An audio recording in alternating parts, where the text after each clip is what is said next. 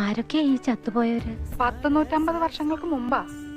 അന്ന് ഇവിടെ മൂപ്പ് ഭരിച്ചിരുന്ന പ്രതാപശാലിയായ ഒരു കാർന്നവരുണ്ടായിരുന്നു.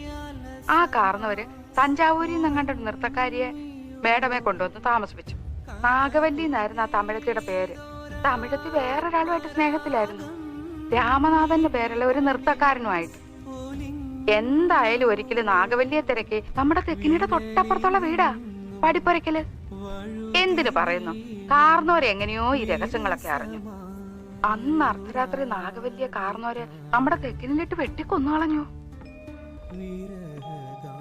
8ാം ദിവസം ദുർഗാഷ്ടമി രാത്രിയില് നാഗവല്ലിയുടെ പ്രേതാത്മാവ് ഒരു രക്തയക്ഷിയായിട്ട് മാറി കാർന്നവരെ കുത്തി കൊലപ്പെടുത്താൻ വേണ്ടി അരക്കകത്ത് വരെ കയറി ചെന്നാ പറയുന്നേ. കാർന്നവരെന്തൊക്കെയോ ഭയങ്കര മന്ത്രമൊക്കെ ചൊല്ലി ഒടുവിൽ രക്ഷപ്പെട്ടു. അതീ പിന്നെ നാഗവല്ലിയുടെ പ്രേതാത്മാവ് മൗലിമണി തിങ്കളാസേ ചാരുഷി